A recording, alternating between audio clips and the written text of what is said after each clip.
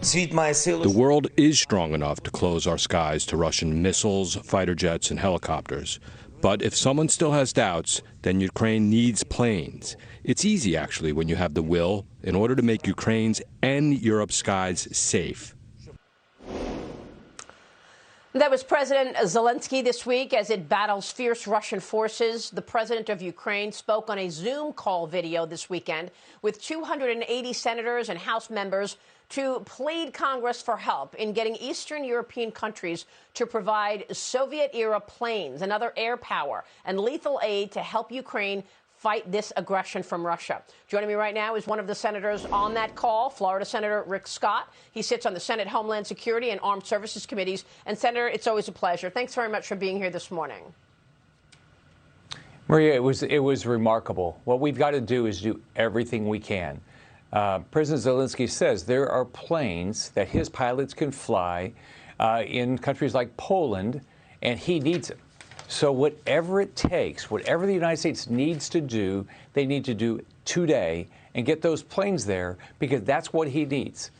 He's got to have the missiles he needs, the anti-tank, anti-air missiles. We have got to get that to him quickly.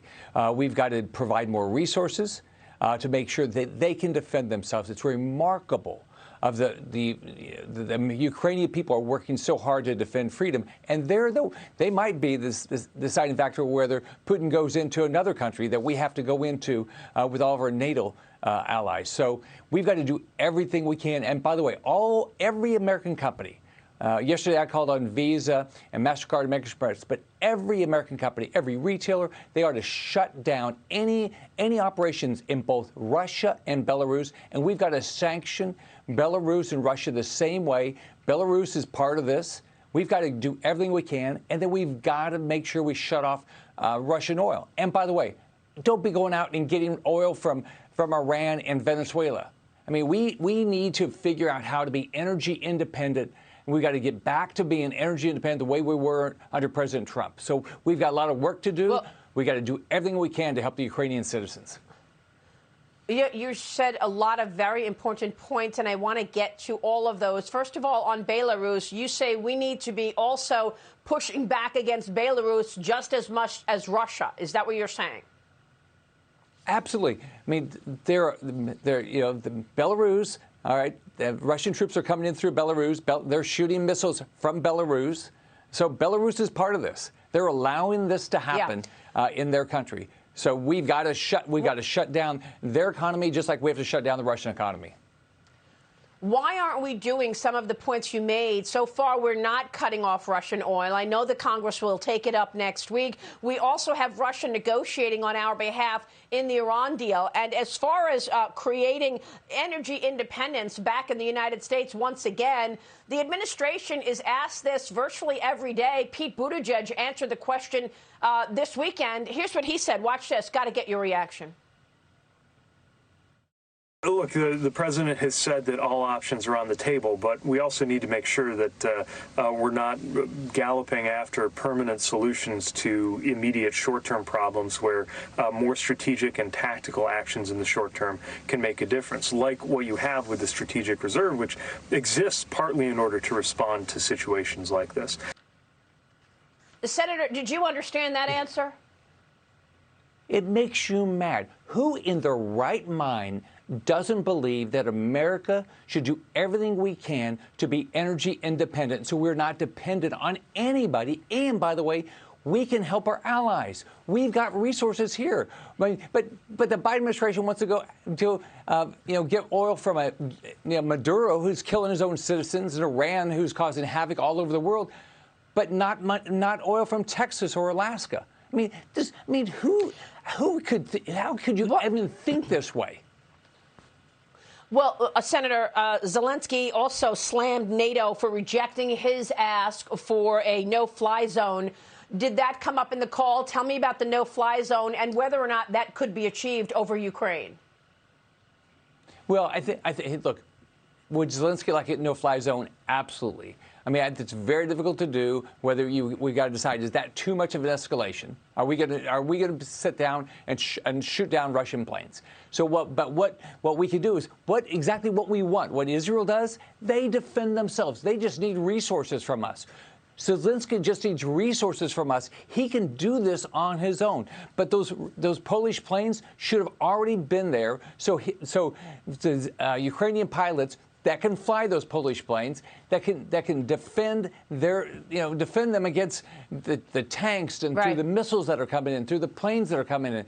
Come on, we've got it. I mean, these people are dying in droves in Ukraine. What are we doing? Senator, I mean, let's get going here.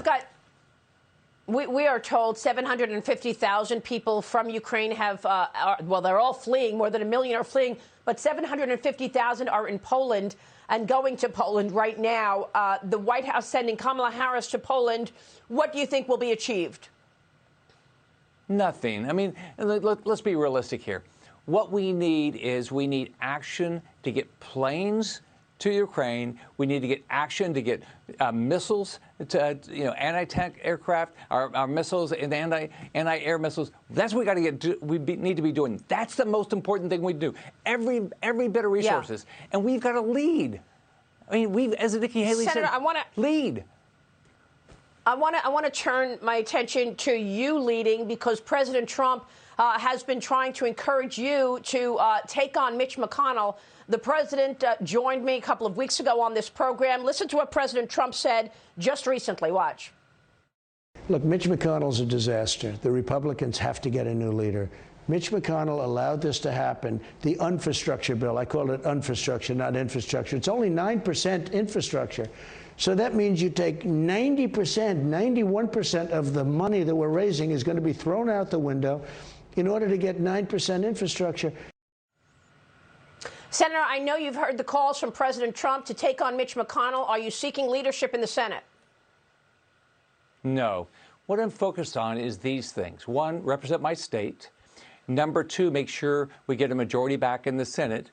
And then separately from those jobs, I put out a plan of some policy ideas, 11 steps to how do we change this country. I believe we're going to get a majority. I think Kevin McCarthy, Steve Scalise, Tom Emmer are going to do a great job getting a majority in the House. We're going to get a majority in the Senate.